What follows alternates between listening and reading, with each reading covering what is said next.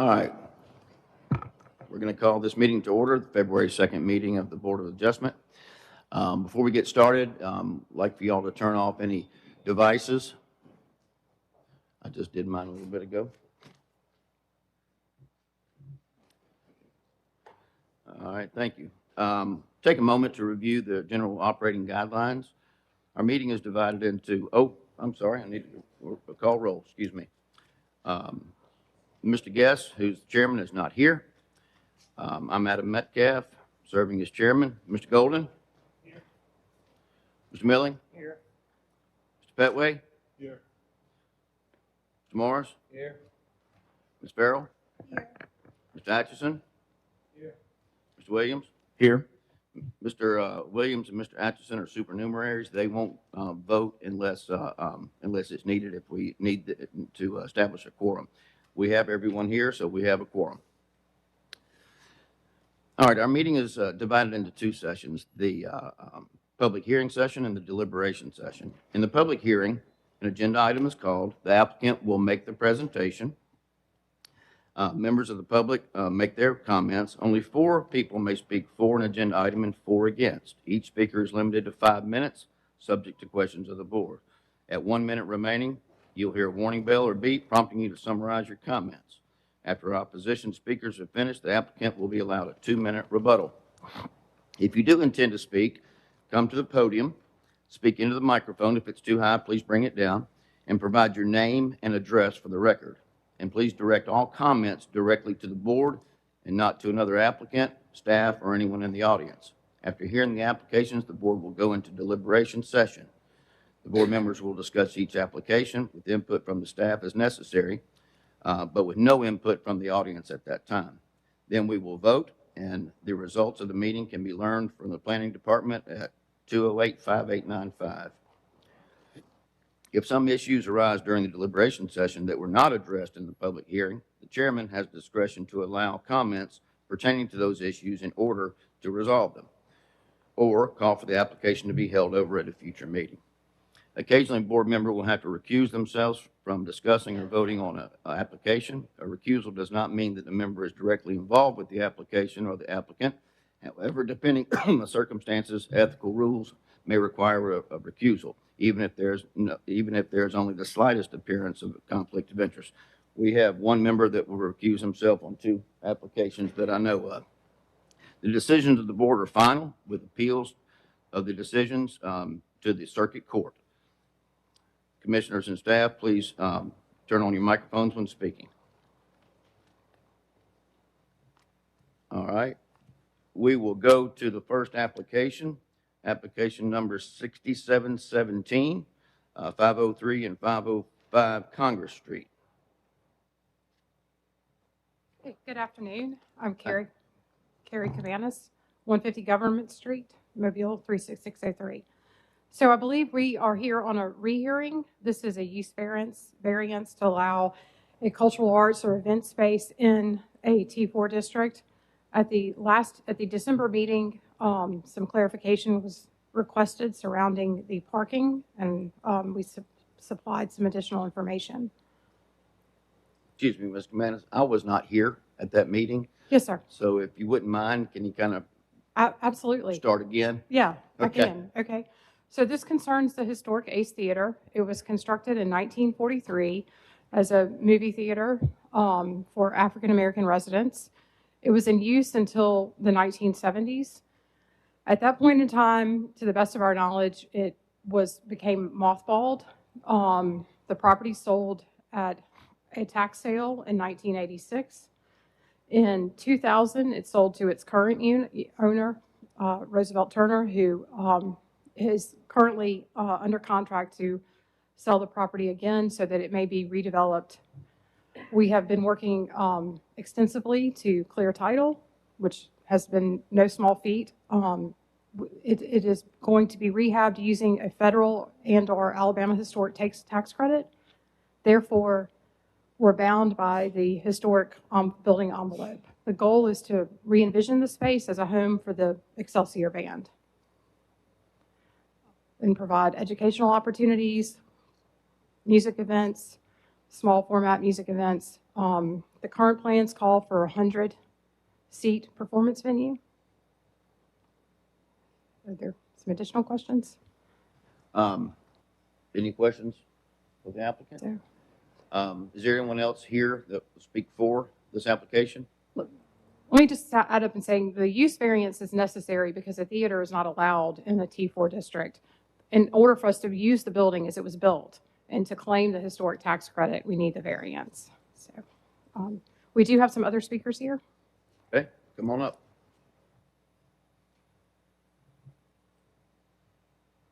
Thank you. In support of? No, in support of the application. Speakers in support.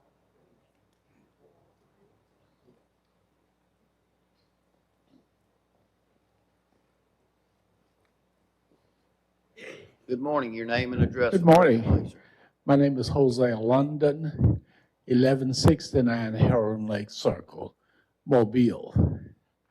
I am the leader of the Excelsior Band for the last 20-something years. And I wanted to be clear about what the event space is for. We are not booking acts. We're not booking bands. This is all an educational venue. What we want to do is expose our youth, and I have a youth program, the Jazz Studio, of students who are exceptionally bright, but they have not been exposed to a lot. So we want to bring things from like South Alabama, who has a great jazz band, want to bring it to the community where they won't have to go to Laidlaw to hear it. And there are other local groups, there are high school groups that have great jazz bands. But you know, a lot of times people are not going to go to theater high school. We wanted to bring that information to the community, expose them so they will have a good idea about choices of things that they'll be able to do. So this is all an educational venue. So we're not booking Bruno Mars. We're not bringing in none of that. All of our things will be local musicians and local culture. All right. Thank you. Any questions from the board? Thank you, sir. Thank you. Come on down, Commissioner. Good afternoon. So I'm here to talk about Name and this. address for the record, please, ma'am. I'm sorry. You're supposed to know that. Merceria Ludgood, 1058 Savannah Street, Mobile, Alabama, 36604. I'm here to speak in favor of this project because it's a part of building out a newly formed Civil Rights and Cultural Heritage District in that MLK corridor. We spent about 2 years with significant community input. We came away with a master plan for that district. And one of the centerpieces, well, we're already developing Dave Patton House, which is in that corridor. The county has purchased Vernon Crawford's law office, which we are also going to redevelop for in that corridor. We are working on one house that is in the Green Book. There are 2 standing in Mobile that are listed in the Green Book, and we're working on one of them to make it open to the public. And there's one that I'm not remembering. Oh, the Old Hodges Funeral Chapel. We're working on that project in collaboration with MAMGA. It's their foundation's project that they're going to open to create a museum of sorts there. So all of those projects are ongoing. The Ace Theater really is the centerpiece, and is at what we call the gateway. And this project will be the first, I think it's the first piece of private investment. And that's so important to the district because for what it's going to take to revitalize that community, the public dollars can't do it all. Private dollars have to help. And Porchlight stepped up when they found out that we realized that the ACE was a part of what we wanted to do. And the plan is that Porchlight will They'll put together the financing package with the tax credits and all of that. And then once they've done that, we have a development agreement where the county will then pay rent on behalf of the Excelsior Band, which will be the tenant for a 6-year period. And at the end of that 6-year period, the county will have an opportunity to purchase the building outright. And I will just tell you that without Porchlight's involvement, we wouldn't be here today, because we just didn't have the resources to be able to pull it off. And they were looking for a home, looking for a place, as Hosea described, and we needed someone in the building if we were going to redevelop it. We've had active conversations with all of the people who live, around that area. And I think you'll find later when the parking issue came up, we had already been in conversations and are still in conversations with State Street AME Zion Church about leasing, purchasing property that they have adjacent to the site for the parking. And we have 2 neighbors who have agreed to allow us to have non-exclusive use of their parking premises when the building is open, which we think will be a while down the road. But it's a great project, and it will be just so exciting to see the new life coming back. The ILA is doing great work on its building.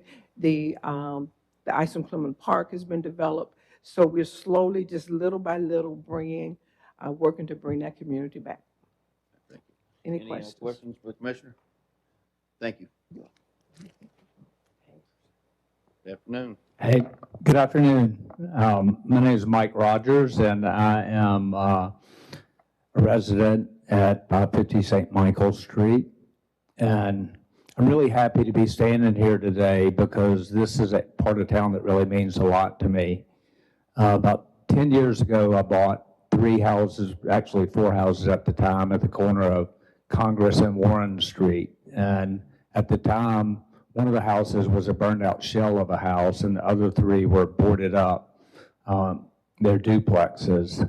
And since that time, we've gone in and restored those houses. They were built in 1870, and one of the few examples of what they call triplicates, 3 of the same kind of house. And so during that time period, I got to know a lot of the neighbors in that neighborhood.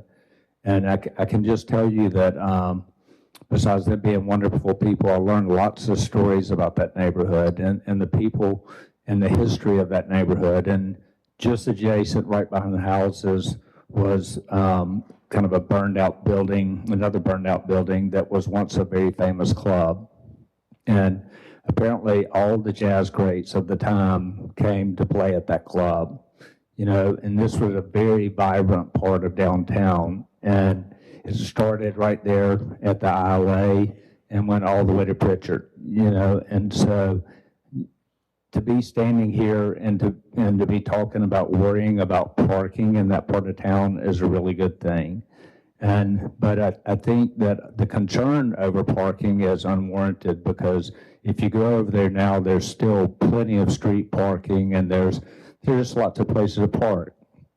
You'll have parades over the next couple of weeks, and people don't complain about finding a place to park. And you're talking about thousands and thousands of people. We're talking about a small business operating here, and so I just don't think that there's a concern. But I think if we want to have a better community, we have to continue to attract the kind of venues like this and places for people to want to come downtown, and also to take a blighted building that's been basically boarded up since the 1980s and turn it into a vibrant place full of people is going to be great for the neighborhood. Good, thank you. Any questions? I had a question for staff. Just to clarify, in that district, parking is not required to be provided, correct? That is correct, yes, sir. So they've got on-street parking and at least two other locations that you've secured parking at? Yes, sir, that is correct. Thank you very much. We have time for one more.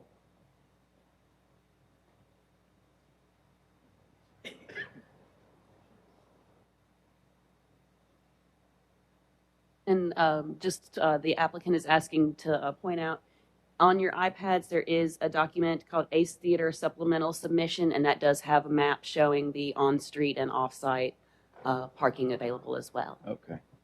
All right, thank you. Name and address, please. Yes, my name is Willie Dennis III. My address is 229, excuse me, Abram Street, Mobile 36607. I didn't know I was going to speak, but I'm here today as a member of the Excelsior Band Preservation Board.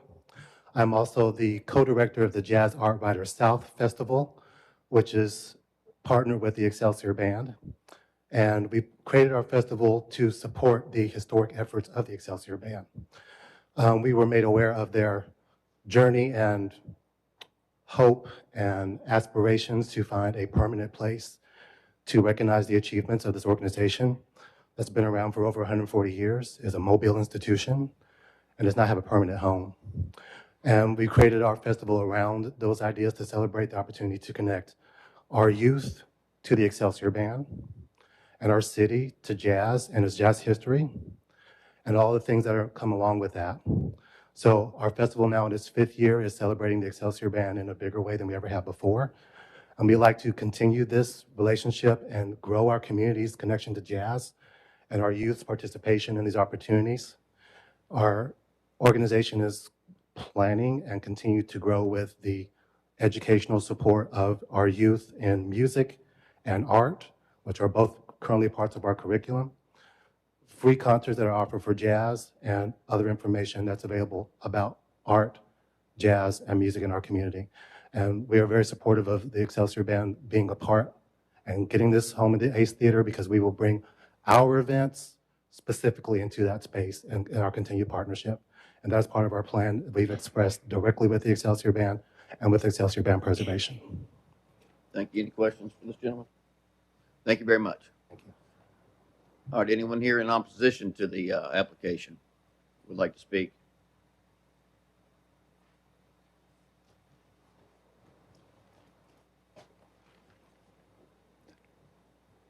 Good afternoon. My name is Mark Bass, 3628 Riviere Duchesne Road. I stand before you today to speak not fully in opposition, but to clarify some things concerning that project. I've heard what I heard. I represent the International Longshoremen's Association, the dock workers in the port. Our building has been at the block of 505 Dr. Martin Luther King, 501 through 509. And I stand before this board and speak concerning safety and traffic. I hear what everybody is talking about. I've been at that facility, that property, for the last 38 years. And as the one who dispatched workers to the Port of Mobile, I have to stand before this board and speak on importance of parking. I hear people saying parking don't matter. I represent 600 workers. As the port dredged to go 50 feet, in the next 2 years, we'll have another 600 workers. So we have never been informed to what the true purpose of what the gateway. I was involved with some of the beginning of the gateway. None of this was never explained. My concern is what's going to happen when I have 12 call-outs a day with representing workers coming to get their assignments for today. The ILA is not going to move its property.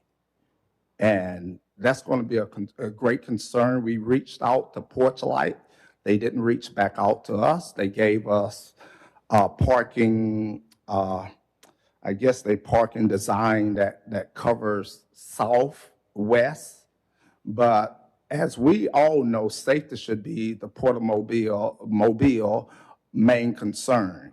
And I don't see that being addressed here today. I have workers going to work from 5 a.m. to 5 a.m. the next morning. And out of that comes all the different shape-ups. So if it's in the city's position to approve such, and it compels to workers being dispatched, then we got a problem with the lines. not the city, the lines, and being able to produce workers to be able to get there in ample enough time. I made quite a few notes, but I won't go into those. But I just want to say, if we're going to grow the city of Mobile, people have to be involved to be able to speak for the workers that they possess. And in this city, we have over 2,000 ILA workers. I am the district vice president covering from Wilmington all the way around to Texas, and I think that we have some experience with cities, Charleston, Savannah, Jacksonville, in helping make things work out for everybody involved. Thank you. Excuse me. Sir? Any questions? Yeah, I have a The board? question. I have a question. Yes, sir. Last meeting, when they was here before the board, one of your. I apologize, I can't hear very good because I've been on the airplane. Last meeting, you had a constituency from your company, I guess, what's say, Our organization. project manager. Who was in total agreement with the project. And the parking was no problem with them. Now I'm hearing opposition about the parking were you aware one of your constituencies came and put his stamp okay for the parking? There was a number of issues that I have. He addressed the issues that was before him. Okay. So he's here today, so he will have to speak for itself. I think when you had your last meeting, I was in Africa, so I wasn't here to address. I'm just telling you what we have came down to, what can work for us in this city. Okay. Well, how long you say y'all been there? You been chair? We've been there since the early 1900s. Mardi Gras hadn't affected you in distribution of your workforce? Yes, it has. As a matter of fact, we had 2 lines to pull out of the port because we worked 24 hours, 7 days a week. The last Mardi Gras when we had the major problems. There is major problems every Mardi Gras. We allow them to utilize our property. We allow the church next to us to utilize our property. And what we offer is offered property for a partnership to build whatever we need to build. So that's the only thing I can offer at this time. Safety and the parking, because after looking at, they presented a parking plan. After looking at the parking plan, it's clear that it's going to be a parking problem. If they have an event, and I can only speak because we don't know what the purpose of that building is for. Only thing we know is what we are being told. We haven't seen nothing in writing. When I looked at the city, records, it don't show anything other than what Porchlight is presenting. The owners hadn't said anything, so I don't know. I can't speak on any of that. So I'm just telling you from the perspective of the dock workers, the port workers here that I control, and what I have to dispatch out every day. We have 24-hour dispatchment, including the cruise ship. So, we've been there. Well, okay, we respect your views, but there are other organizations in the community who have volunteered to use that space as parking for that venue. Have you seen that parking plan? I'm saying the other institution that's already there that's willing to share their parking for this venue. Okay. Okay, but there's some part, that should be, for the city of Mobile, there should be some serious safety concerns about people's crossing the street. People's going back and forth. Well, that's not our issue. Oh, okay. Right. All right. Thank Excuse me. Would the applicant like to respond to anything from the gentleman? You don't have to, just asking if you'd like to. Hold on. Okay. Yes, ma'am, come on down. The last meeting I looked at, Oh. once they came up and spoke, I wasn't, my name is Cynthia Lewis. I reside at 1111 Houston Street. Thank you. I'm not in opposition of what's going on. I'm not in opposition. I am a resident of the Bottom. I grew up there. I'm standing before you as a member of a newly formed organization called the Bottom Campground Property Owners Association. My family are business owners there in that community. Between myself and my family, we own 25 properties in that community. So we are appreciative of Commissioner Ludgood and what she's doing.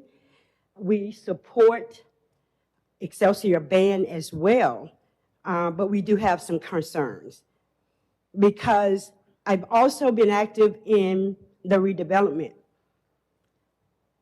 I see it as a whole gamut, the whole thing. I don't see there's no way we can be effective by just addressing one development at a time when it's all going to affect each other that are so closely related. We have the ILA Hall, we have the Ace Theater, we have Ice and Clemens Park right there, we have State Street, and we have Dunbar Middle School. When we're thinking about doing anything in that area, all of that has to be taken into consideration. So a couple of concerns that I have is, first of all, the redevelopment of the building. Is this a historic building or not? There's a lot of confusion going on. Our community, my constituents, or should I say the property owners in our community don't know what's going on. We need clarity. We're not always obstinate and not in agreement, but we have to admit there's been a bad history between our community and the city of Mobile. So we need clarity so that we know what's going on, so that we can then assist in any way that we can.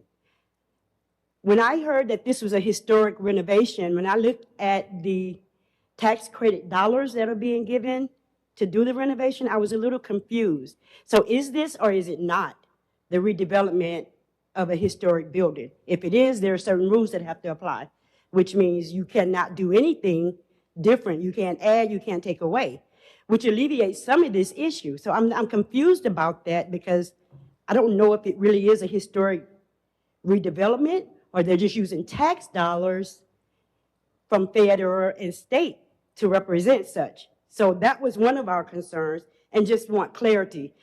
Second concern is I understand the Excelsior Band needs a home. I'm in agreement with that. But they need more than that. They need support once they get in that home. So what are we doing to assist them? These tax dollars, are they benefiting at all, or are they just getting a building? How are they going to sustain this new home of theirs? So that's another question that we have as a community. We don't want to just put them in a position where they're going to fail. Now, I heard that I reached out to the Excelsior Band. Our organization reached out to them. They don't have an agreement in hand. No one has seen anything. So this is also a privately owned investor.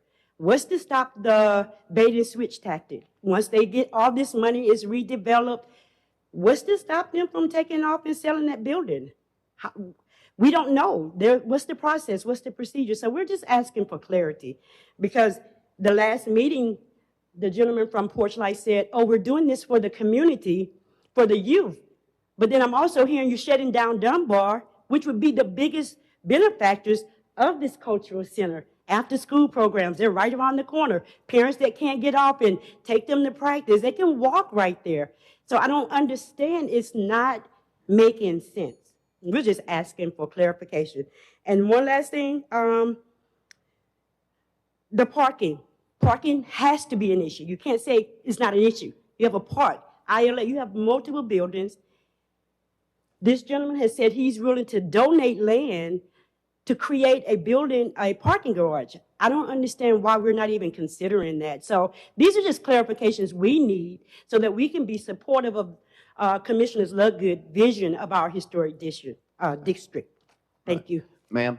Yes. Appreciate your concern and your passion, but most everything that you mentioned is way beyond our scope here. Okay. Okay?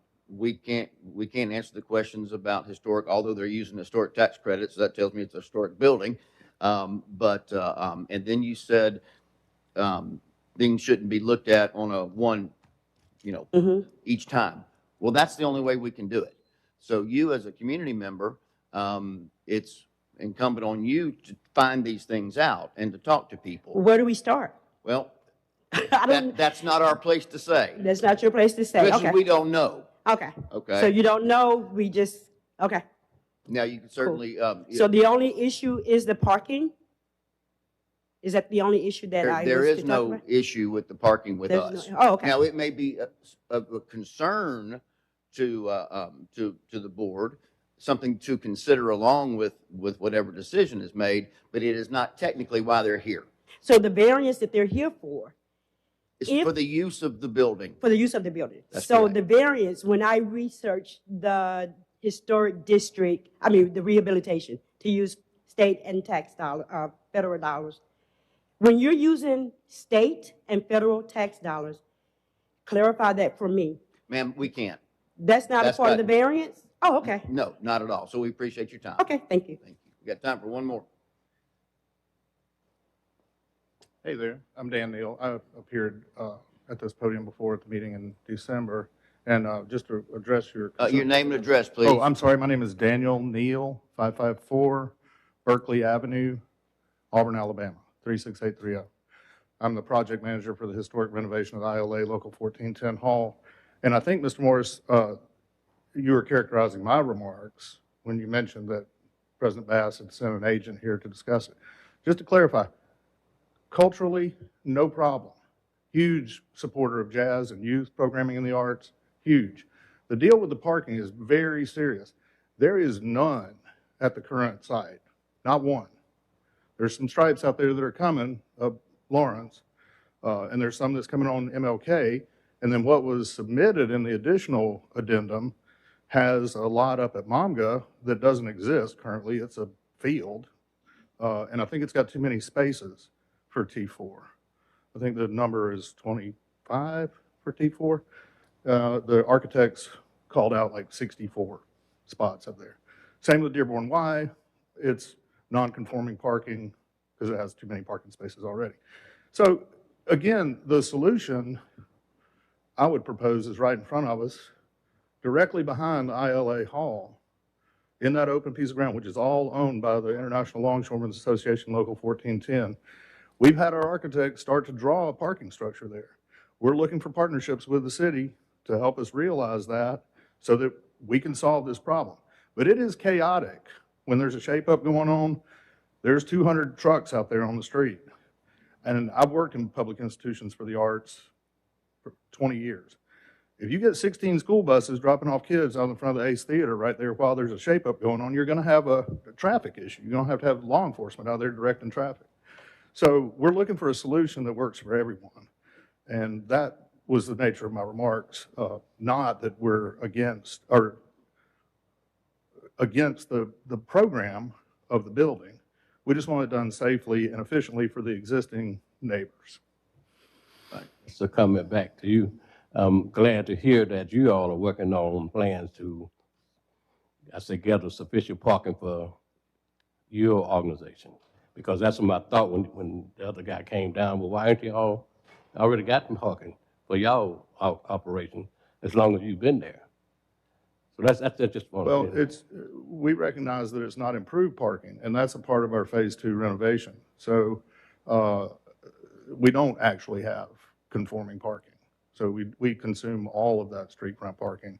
And then there's been a construction company in there that's using the back as a laydown yard, right? And so there was one of the longshoremen backed into a steel beam one morning because it was laying in the tall grass. You know, we need improvement there for that, and we recognize that.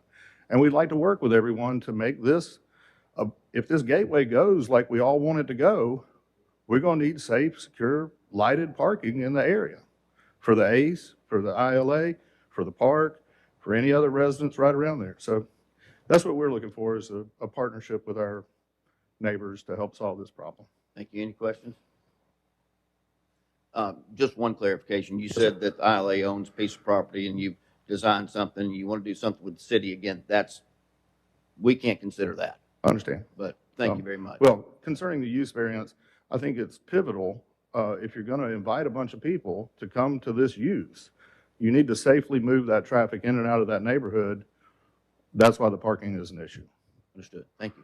Thank you. Would the applicant like to respond to any of these?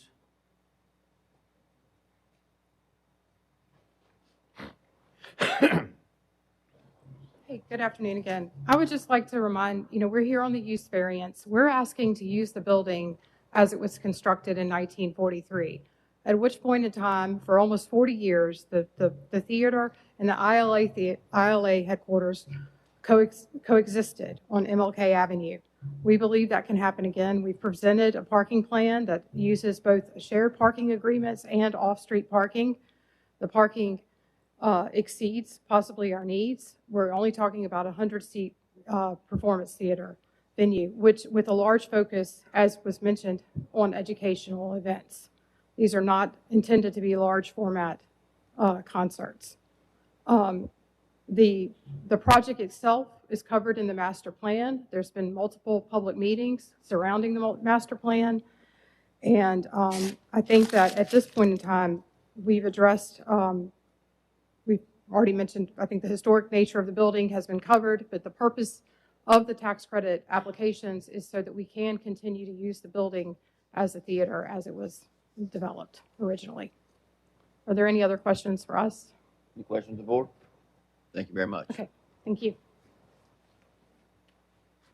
Rashawn Figure 7000 Champions Run. I own 2.2 acres right adjacent. Can you pull the microphone up? Right adjacent to this property, and we will allow them to use it as overflow during their events. And we have a large parcel where we're also doing a project, and we have plenty of parking that hadn't been dedicated and used.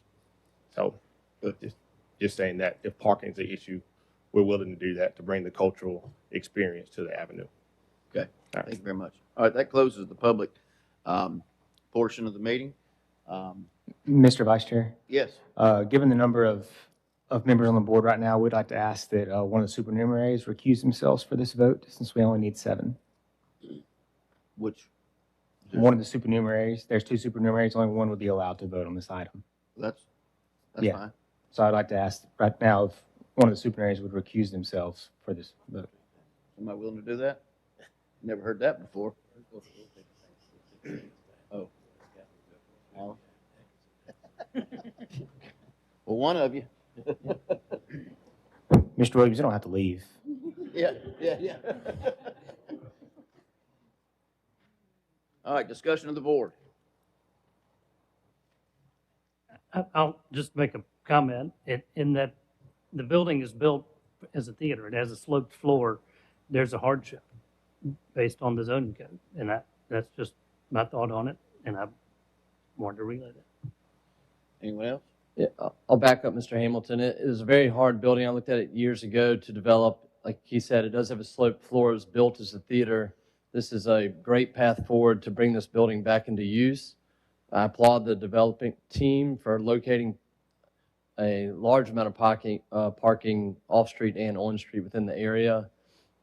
I think as density grows in this area and use grows, that there may be future opportunities for raised parking and other parking opportunities, but we need a spark and we need something to get going, and I think this is a great use for this property moving forward. I agree. Thank you very much. Anything else from the board?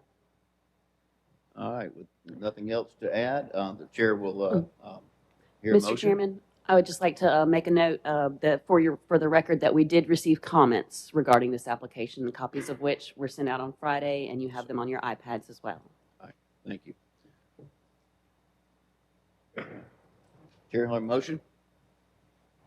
A motion to approve with the findings and facts A, B, and C. Also,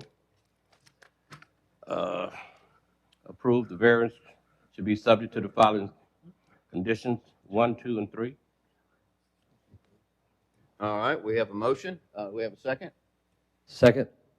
All right, all in favor say aye. Aye. Opposed? Motion carries. Thank you. All right, move on. I'll let them leave. While we do that, I'm going to take a little break, and I need to give this to Bree.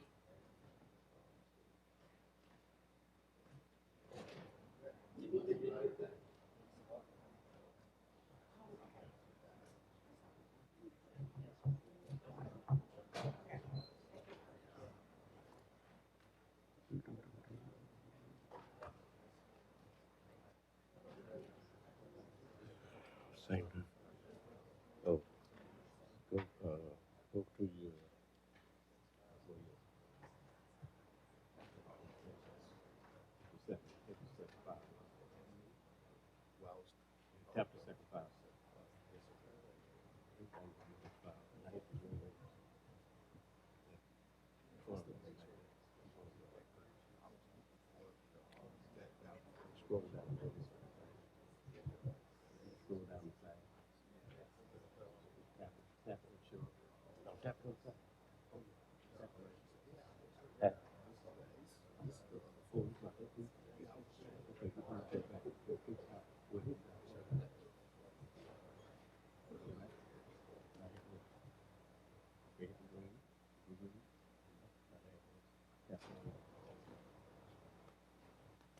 Hold on, sit up.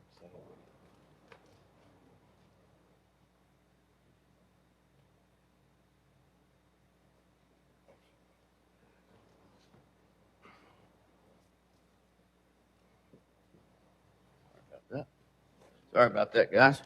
All right, we'll move on to the second application, which is 6689 at 401 St. Louis Street. And I believe Mr. Golden is going to recuse himself. Has he already done that? There he is. All right, who's here to make this application? And you want to tell us what this is about and why we should consider your request? Sure, absolutely. So this is. Your name and address, please. My name is Stephen Howell. Address is 257 North Conception Street. We're just here seeking an extension of our variances that were approved back in August. Just to update on the timeline a little bit. So we are agenda items 2 and 3, and both projects have been submitted for permit. We've received comments, and we are actively addressing those for resubmittal right now. Okay, any questions? All right, you're asking for an extension. What kind of time do you think you need so you won't have to come back? I would say, what is the standard length? 6 months? I mean, that'll guarantee it. Obviously, I'll ask for 6 months if that's acceptable. Okay. We're very. Is there anyone here to speak in opposition or in favor of this? All right, Chair will receive a motion. Mr. Chair, I make a motion to extend this for 6 months. All right, we got a Second. motion. We got a second. All right. All in favor? Aye. Opposed? Motion carries. All right, move on to number 3, 6690. And Mr. Golden's going to stay out on this one too. This is the southeast corner of St. Louis and North Claiborne. Yes, sir. Same scenario on this one. We're in for permit. We've received comments, and our design team's actively addressing those for resubmittal. Okay. Anyone here in opposition or in favor of this? Okay. They're seeking a 6-month extension. Chair will hear a motion. A motion to approve 6-month extension, Mr. Chair. Second. All right. All in favor? Aye. Opposed? Motion carries. Thank you. Thank you. All right, on to number 4. Oh gosh, we got a whole bunch of these. I'm not going to read all those. Come on down. Can we just do all these at one time? They're all together. The numbers that you're asking about are the previous variances that this site has received. So they're coming back to amend previous variances. I got you. All right. Yeah, name and address. Hayden Oliver, 3345 Halls Mill Road.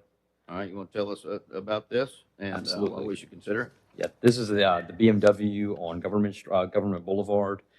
They're looking to get some of their signage refaced due either to damage and to outdated due to their brand book of BMW. Some of their signage has already been removed, and they're looking to replace that signage and also to update their current logos due to branding issues.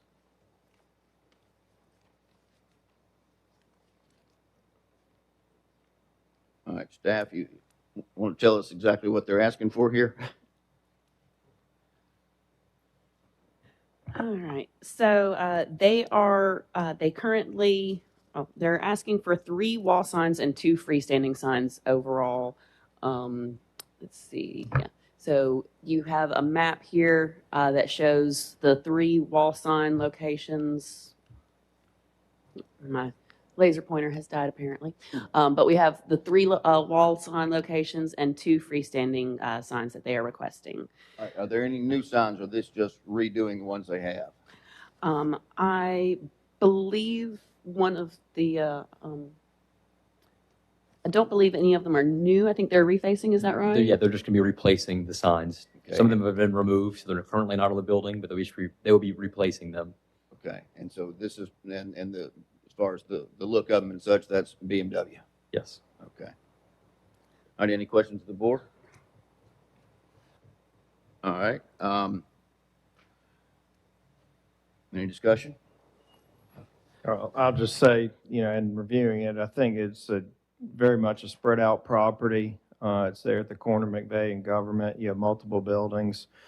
And reviewing the signage, I mean, to me, it's all kind of specific to the different sections, whether it's the showroom service or the pre-certified or certified pre-owned. So I think it's appropriate, and I'll make a recommendation. Well, is anyone here in favor of or opposition to this? All right, thank you, sir. Thank you. All right, you'll hear a motion? A motion to approve, Mr. Chair, based on findings of fact. Got a second? Second. All right, all in favor? Aye. Aye. Opposed? None. Motion carries. All right, on to number 5, case number 6725-1552 Duval Street. Hello, Mr. Vallis. John Vallis, 2600 Dolphin Street, Mobile, Alabama. Good afternoon. I'm here today to appeal the denial of a non-conforming status on the property located at 1552 Duval Street. This building is a 1,500 square foot metal building, constructedly approximately 1964 for automotive service repair. The building has 2 metal roll-up doors with a brick facade.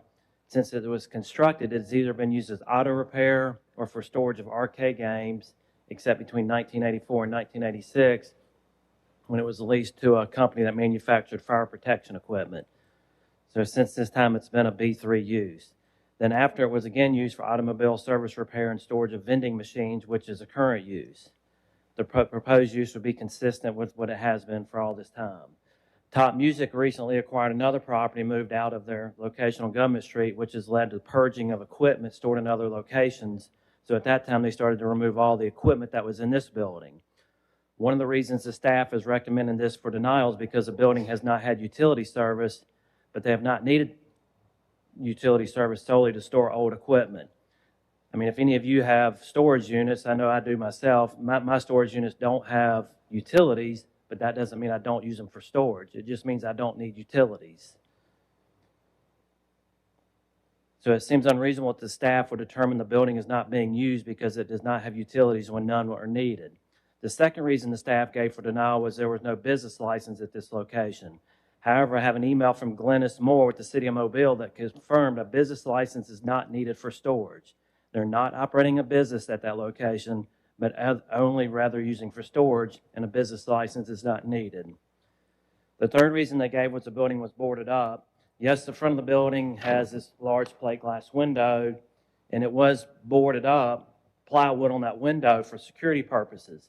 That does not mean it was boarded up as the owner could not access when needed with a key to the front door. It means someone that did not have a key to the front door could not bust a window to gain entry. You pass the picture up here? Yep, picture please. Oh. Just in the past year, the Mobile County Revenue Department has doubled the assessed value of this building, which they have classified as type 600 service building. I feel confident they would not have doubled the assessed value if it was a residential property. To demonstrate a continuance of a non-conforming use in a building, the property owner can provide other forms of evidence other than utility bill or business license. The tax assessments, which clearly shows this property has been continued use as a commercial building. I feel that the fact the property owners continue to pay property taxes for the building the Revenue Department has classified as a commercial service building is more relevant than utility bills or a business license when neither are needed for what it has been used for. The city has affidavits from current property owners dating back to 1986 for these uses, and nothing has changed. Tax bills and affidavits are acceptable forms of evidence that should be recognized by the city. As of 11:30 a.m. this morning, the staff had received no comments from the general public on this application. I don't know if there's anybody here today, but I think that shows that anyone in the area recognizes this as a commercial building, and it would be a complete burden to revert this back to R1, which is a zoning classification that would be completely impossible to comply with, considering the current improvements on the site have been there since the 1960s. Thank you. Okay, John, what are the plans for it? Just sell it, use it for a B3 use. We just don't know yet because we've cleaned out all the equipment. You know, they don't need it anymore to store video games, and they used to service their own trucks there. neither of that's going to continue, so we just need to be able to sell it for a B3 property. Got you. Any questions? John, John? as far as the previous use as storage, I mean, was it being accessed consistently, or is it? I mean, periodically, Jeremy, it's just kind of like forgotten arcade games over the years. The old, they would, I don't want to say like the foosball machines and the pool tables that they kind of got in disrepair. They just kind of store them there and just kind of forget about it. Right. They have another building on Sims Alley, which is on an alleyway, that they have the same stuff stored in there, old records, vinyl records. I mean, there's a whole corner load of, thousands and thousands of vinyl records, just, so But never the intent that it was just an abandoned. no, just the abandoned equipment, not an abandoned building. Okay. Mr. Mark? Yeah. Over the years, with your occupancy, has the equipment created any toxic? No, sir, again, because a lot of this just don't have the pool tables, and the shuffleboard machines are just long pieces of wood, and the video arcades don't have toxic equipment in them. No, sir. Okay. Any other questions? I have a question for staff. Yes. If it is proven that the building's been used as storage, I assume storage is a approved use in a B3 zoning. So if it has been used for storage, regardless of the utilities, we could say that it's maintained the non-conforming B3 use, or is it any use that approves any B3 use, or is it specific to storage and the non-conforming use in the R1? So if the board finds in favor of the applicant and upholds the non-conforming history of the property, it can be used for a B3 use. However, any changes in requirements for regulations, so if there was a change in the amount of parking requirements, for example, then that would require the site to come into compliance. But if they're wanting to use it for something similar that doesn't have a change in parking requirements, then that would be allowed to operate there. Thank you. Any other questions? Just one other. Yes, sir. Did I hear you say that y'all was planning on selling it, the property? We would plan on selling it, yes. That's why we kind of just started cleaning it out, and then people started calling us, and that's when I kind of made a phone call to the city. Just want to make sure, as I'm in the real estate business, I want to make sure how I could market the property, and that's kind of when we discovered this. Also, did I hear that it would go back to a residential rating zone? Well, I mean, it's zoned residential, so if my request is denied today, then this property is zoned R1, which is a burden on me, a burden on the property owner, not myself necessarily. What am I going to do if a metal building was, zoned R1? Then I'd have to come back in here and file a zoning request. This process alone has taken about 4 months from when we first discovered it in November. So that's 1/4 of the year property taxes they've had to pay. That's put a stop on us to be able to sell this property. And now if this is denied today, it would take about 6 months to get it zoned. I mean, it's just unreasonable in my mind. I mean, it's clearly that this is a commercial building in a commercial area that's been used for a commercial application. Say legal now. Legal. That's okay for them to sell it, and then it turns back to a residential zoning? Yes, sir. As Mr. Vallis was saying, the property is zoned single-family residential. So if it is determined today that staff is correct and the non-conforming use has expired, then it could only be used by right for a single-family residence as it is currently. Other question. He said something about the value of it has increased. Well, with it going back to a resident, would the value still stay the same as it was used for a commercial purpose? This board cannot consider economics for a basis for a determination. So unfortunately, that's not a consideration we can think about.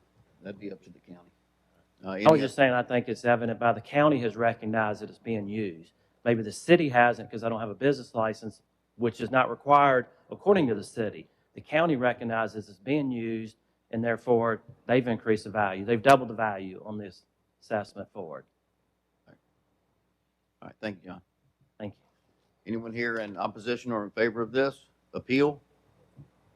All right, this is an appeal, not a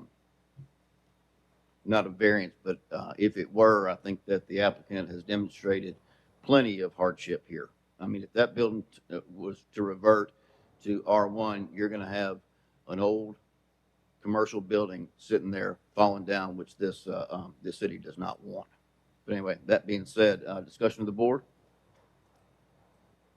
All right, Chair will hear a motion.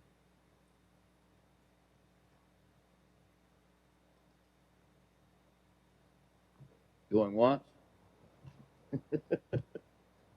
I'll make a motion to uphold the appeal. Okay, we have a motion to uphold the appeal. In favor of Mr. Vallis? In favor, yeah, Okay. to be clear. To be In clear. favor of the property owner. That's right. Do we have a second? Chair will second. Second. Thank you. We'll take Mr. Hutchinson's. All right, all in favor, say aye. Aye. Any opposed? All right, motion carries. All right, moving on to number 6, and it's 6726 408 Adams Street. Mr. Figures.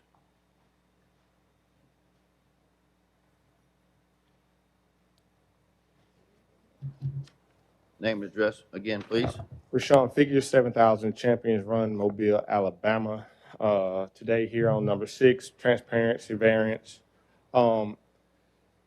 This property, this parcel, and the architecture of this parcel have already been approved by the ARB.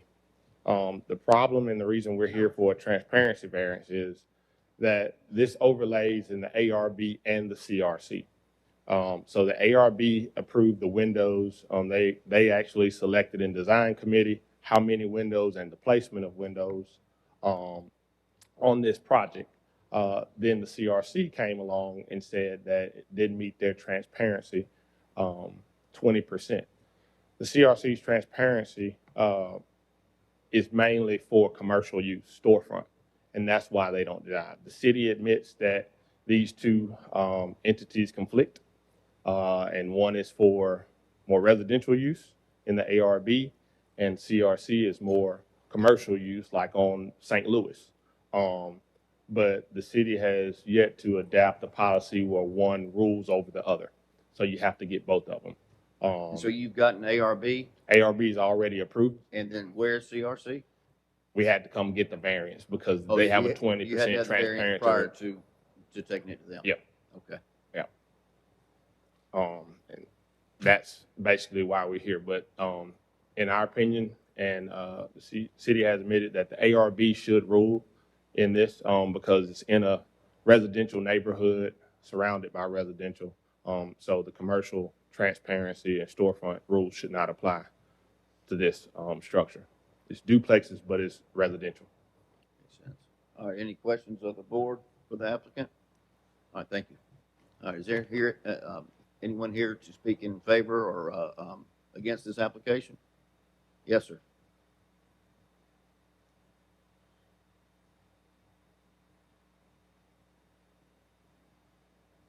Name and address, please, sir. My name is Mark Minert. I live at 312 North Joachim. I'm a resident in the neighborhood in the historic district right there. And being in a historic district, we would prefer that the ARB take the precedence. We feel like, there's a lot more emphasis on continuity with the neighborhood. And that's, as the neighboring property owners, that's what we would prefer. So we, ask that the variance be given so it can comply with ARB. Okay, so you're support of the variance. We're in support of the variance. Okay. Well, that's what you said. Come Well, down you for stood support, up right? when I said in opposition. Oh, So I wanted meant to clarify. I was slow standing up. You were slow. Okay, that's fine. Any questions of this gentleman? All right, discussion of the board. Oh, is there someone else? I'm sorry. Come on down. See, wingman. Thank you. Earned your pay.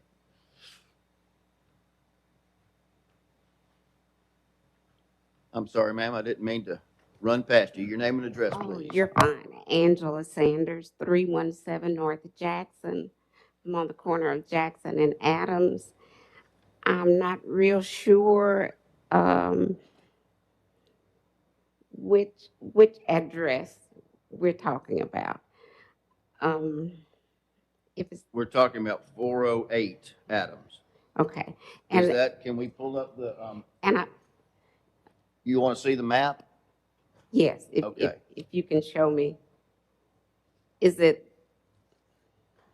because there's not anything, there aren't any addresses in the 400 numbers Well, on that Adams. would be whatever the city or 911 has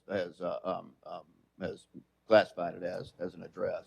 So is it adjacent to my property? Well, no, excuse me, ma'am.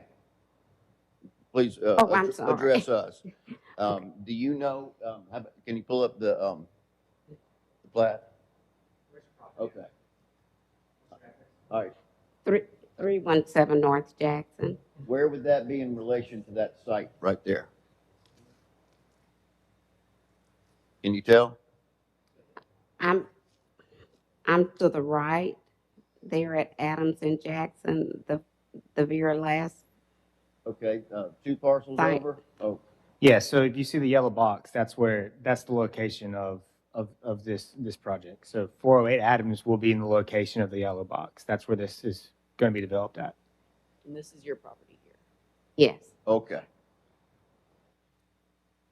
Okay, and what are your concerns? That's my concern. I'm trying to see exactly where the new construction is. Is it right there at my driveway, or is it to the left? Is it in the corner of Claiborne and Adams? Just figures? So we can keep this going properly. Come on down, if you could just kind of show us. It's in the corner of Claiborne and Adams. Okay. Yeah, so we're one block away from you. This one is, but we're finna review one next to it as well. Okay, and that's the one that I'm concerned about because it's right there at the driveway. And I'm concerned about exactly what that structure is going to be. This is just on the windows. Yes. Okay. There's another application coming up that'll be more specific. Okay. Okay, thank you. Thank you. All right, anyone else here for or against this application? All right, that being the case, discussion of the board. None? All right, Chair will hear a motion. We did Motion receive one to- comment on this application as well. I'm sorry? We received one comment Oh, for okay. this application as well. It is on your iPad. We saw it, yeah. A motion to approve with the following requirements, A, B, and C, Findings of fact. findings and facts. All right, we have a motion. Do we have a second? Second. All right, we have a second. All in favor? Aye. Opposed? All right, ayes have it. Motion carries. All right, come on back down, Mr. Figures. This is number 76727.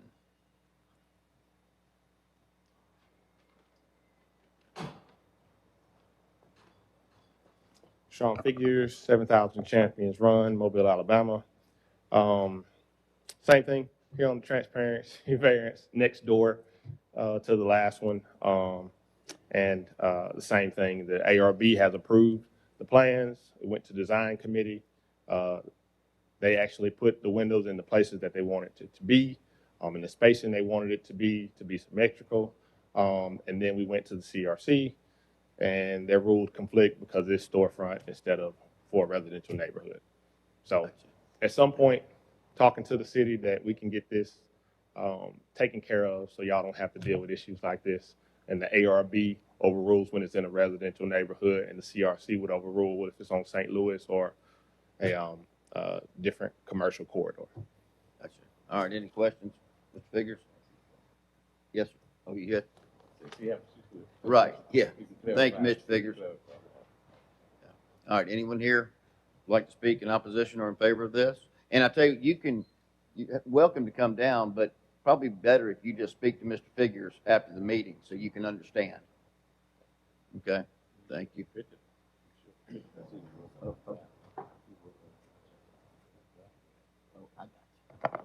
All right, yeah, y'all can get together after if you like. Yes, ma'am. Hi, my name is Gail Lee. My husband and I live at 217 North Jackson Street. I'd like to reiterate the fact that the ARB has already approved both of these developments, and the standards for both of those, any windows, doors, everything included. I'd like to go ahead and say that I stand in favor of supporting the ARB's decision. Good, thank you. I think we're just here because just kind of a gray area. I know. Yeah, it happens. But we'd like to see that. Thanks. Good, thank you very much. Anyone else? All right, discussion of the board? Oh, all right, Chair, I hear a motion. Motion to approve. Got a motion to approve, got a second? Oh, go ahead. with your- And finding the facts of A, B, and C. A, B, and C, okay, and a second? Second. All right, we have a second. All in favor? Aye. Opposed? All right, motion carries. All right, get out of downtown for a minute. All right, number 8 is 6728 at 59 Battery Lane, Gilmore Homes. Applicant, come down, your name and address, please. Oh, let's just wait a second for them to leave.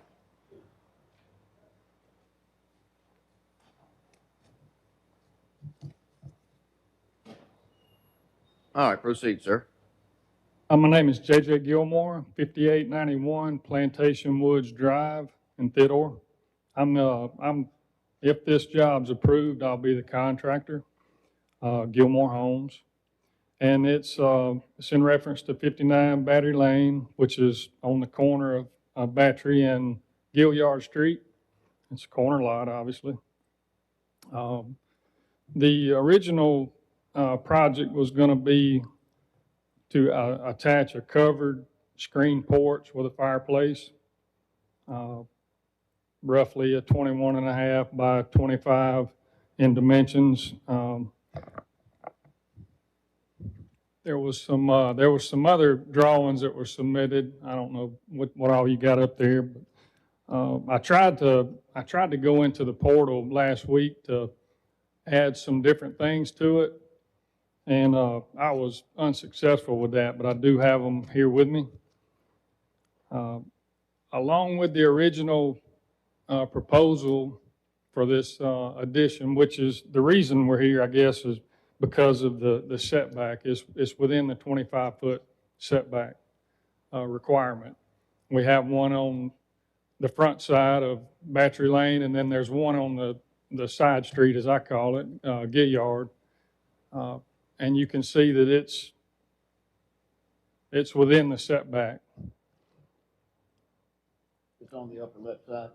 Yes, sir, that top left, the proposed addition. And this house, how is it oriented? Is it oriented to Battery? Gilliard's to the north. Okay.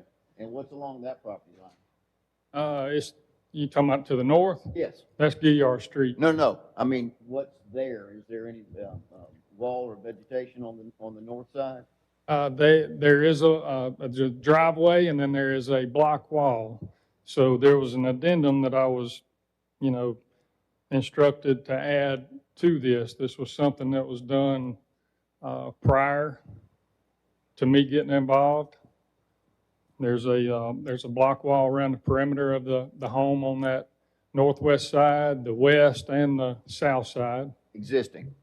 Sir? Existing. Existing. Okay. And so where's the new wall supposed to go? There is not gonna be a new wall. The addendum was to basically leave the wall that's there in place. Okay.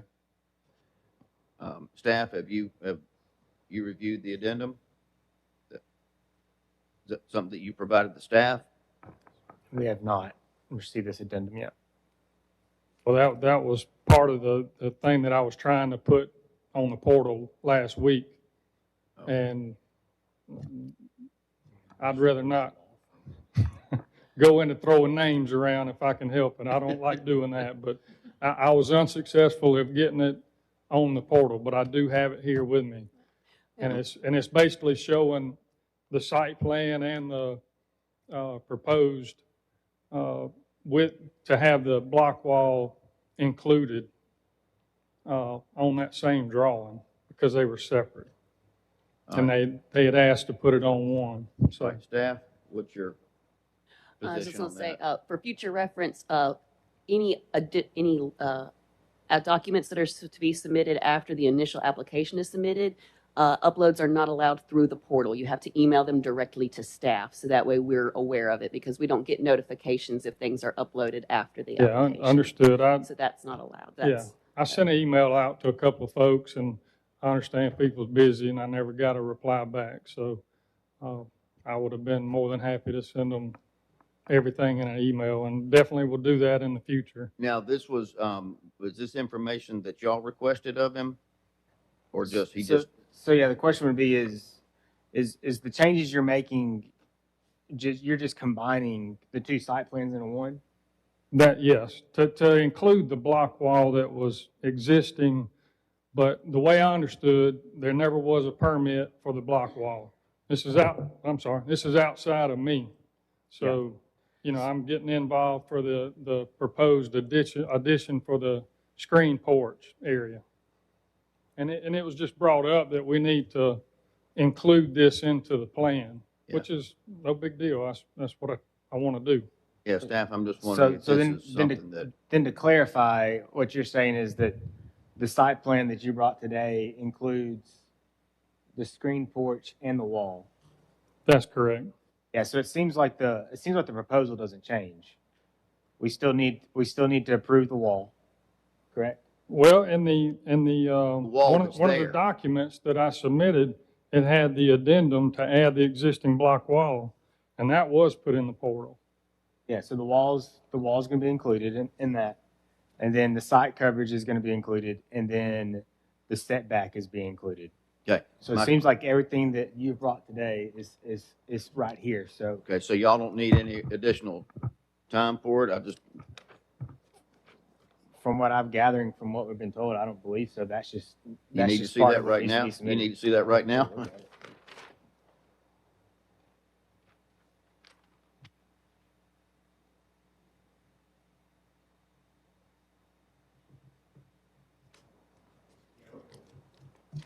Okay.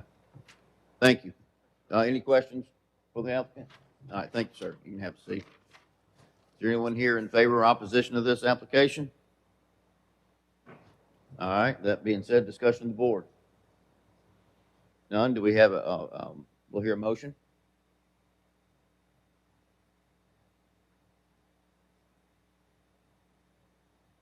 Motion to approve. Got a motion to approve. Do we have a second?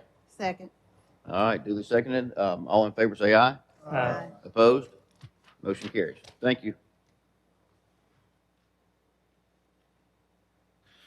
Oh, and that would be for the findings of fact. Okay, thank you. And numbers one through 4? Yes. Okay. All right, moving on to number 9, that is 6729, 610 Providence Park. Come on down. Name and address for the record. Stephen Bridgers, 3576 Riverbend Road, Birmingham. All right, can you tell us about this, this project and why we should consider your request? Yes, sir. We are an education company. We start small micro schools in different locations, and we're excited to bring a small micro school here to Mobile. This is a location that we found. We think that we'd be a great tenant neighbor for kind of this medical area around the South Hospital to serve both faculty and staff at these hospitals, but also individuals from the close surrounding areas. Our private school model, obviously Mobile has a great history of private schools. My aunt taught Latin at St. Paul's for over 25 years, and so we want to come in and be another great private school serving the children of Mobile. One of the things that's a little bit unique about our school is the way we utilize technology to really know where our kids are progressing, to really have a lot of data. And then also our model is to utilize state scholarships and philanthropy to make private schools extremely affordable for those that attend our schools. The average parent at our schools pays just $500 a year for their child to attend our school. All right, is the application or the special exception for the entire building? You'd be taking the entire building? Half of the building. The pediatrician's office that we split the building with would not be subject to that. Okay, so the only consideration is that it's B3 and it takes a special exception for a school, correct? All right. Any questions of the board? I don't know. I would want to make sure the applicant understands one of the conditions you may be held to was that Your hours would be limited 7 a.m. to 5 p.m. in 4 classrooms? Yes, sir. Okay. Yeah. So you've seen all the Yes, sir. suggestions? We've seen all the comments. You know, Okay. yeah. School days actually starts at 8:30, ends at 3 o'clock. We offer aftercare until, right before 5. So absolutely within those parameters. All right, so you're in agreement with all that? Yes, sir. Okay. What are the age yeah. range? What's the age range? Kindergarten through 8th grade. Thank you, sir. I have a question. Oh, yeah, I'm sorry. No, what's the purpose of the closing agreement? Do you know who provided this, or? One of the other gentlemen that's in the audience, I believe he's probably waiting to speak after this individual. Gotcha. All right, thank you, sir. All right.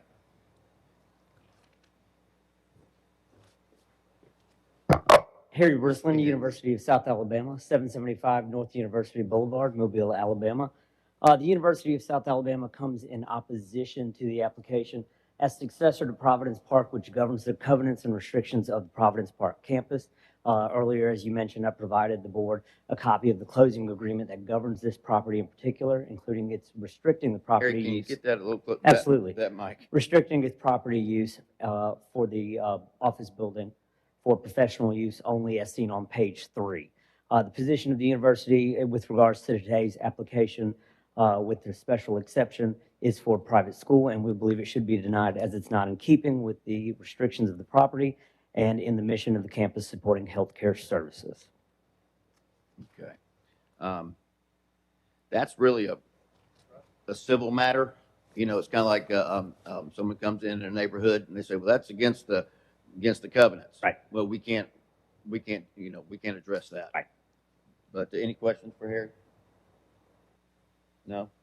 All right, thank you. All right, thanks. All right, anyone else in favor or opposition?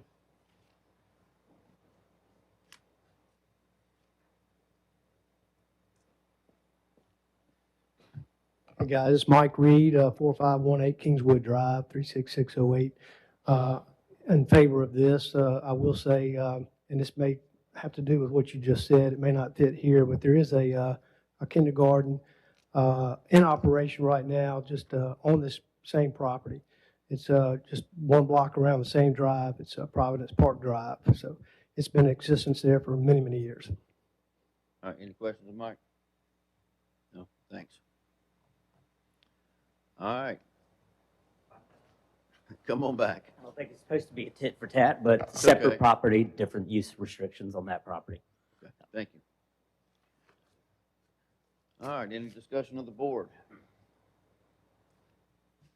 I would Is just it- so if I can just comment real quick. Yeah. So I would just comment that regardless of our ruling here on the board, this is certainly something the tenant should pay attention to and make sure they're not in breach of, and mention this to the office and the ownership that you're leasing it from if it hadn't been brought to their attention.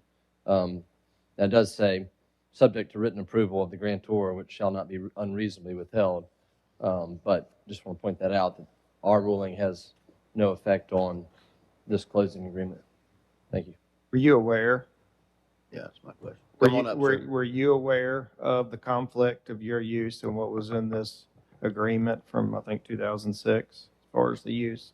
No, sir. So not my specifically. So my role in Alabama is more on the educational side. So I have a coworker that would have handled the real estate, and so I'm not privy to anything from South. All right, so was there any discussion that you know of between South and your organization?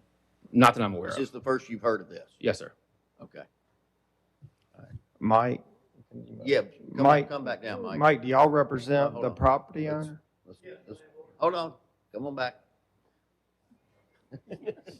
Go ahead, Chairman. No, you open your mouth, go ahead. Yes, I represent the landlord. Has there been any discussion, are y'all aware of this, or as far as the conflict and South's opposition to This this was- use? First time I've heard of it. Okay, all right. All right, thank you. All right, any discussion of the board here? I have one question. Well, South, well, hold on, we've already closed closed the public portion here. Okay. All right, thank you.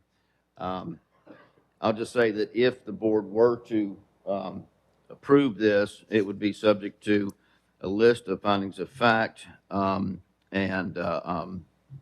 further 1 through 6, and then, A through L. So, all right. No discussion. Chair will hear a motion.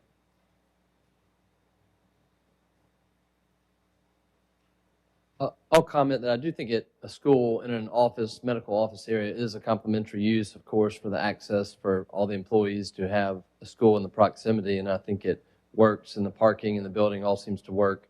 And I'll make a motion for approval, just specifying that this closing agreement needs to be addressed in the private parties outside of this board. Right. How about the findings of fact? Considering all findings of facts. And that's A And- through L and 1 through 6? A through L and 1 through 6. All right, thank you. Do we have a second? Second. All right, who's seconding?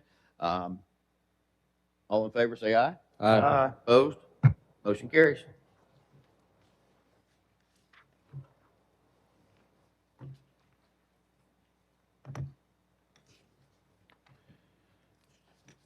All right, is that it? Do we have any other business we need to talk about, lawyer?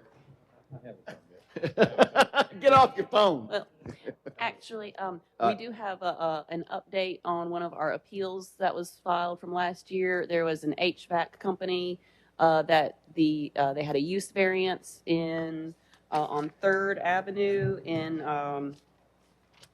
that was right there by the Pritchard City line. The board denied, and the court just came back and approved the use variance. Okay. So we got overturned. Yes, sir. He overturned the decision of the board. Why? Do you know why? Like what? They felt that it was in keeping with the character of the area. Perhaps Emma might know more information since she represented us on that case. Yeah, turn on your mic. Some particular personal, I think, sympathy to the applicant himself and what he was trying to do, and support from the neighborhood, and the fact that it was nothing on site HVAC was going to happen in that property. He was really kind of just running like a home office. So And that was just kind of your take on it? that was my take on it, because yeah, the judge gets to. So the judge didn't say that? No, that's my take. That is my take based on it, because it was. I'm something- I doing mean, this. I'm doing this for personal reasons. Well, that's what I get. I can share the order, or I've shared the order with Marie, and she can Yeah, share it with y'all. But yeah, he gets to step in y'all's shoes and make the decision, and that was his decision. So. Yeah, something smart. I think let's go to legal, I guess. On the last administration, when I came on the board, I was under the understanding that there was a class for new board members to take for instruction on how we conduct business here. And my request here today, and bringing that back up, I'm still waiting to be able to attend that class. And since we have new board members, I certainly would like for them to attend also. And hopefully going forward, that any new board members be required, or y'all open the door to extending that invitation to them. Because I'm just OJTing up here. Yes, so I believe that was brought up a year ago now by you. And we looked into it. There is a course that can be taken. I will gladly sign you up. Was that the all day? Was that the all day thing down at OI? Pretty close. Yeah. Okay. Yeah. So I will gladly sign you up for it if you so wish to. It can be taken online. It is probably about 8 hours of, well, a little less than that. It's an all day. So it's probably, I think it was 8 to 11 and then 1 to 4. But if that's something you're willing to look into, I will gladly do that. And we have had some discussions about trying to summarize that and have it done shorter, so we don't take up 8 hours of someone's day. Hey, I'm gonna do it yourself. Yeah, I went to that meeting, and it was long, and frankly, it wasn't specific to our board. Okay, and I didn't get much out of it, but I'd been here a while, and none of the new members showed up for it.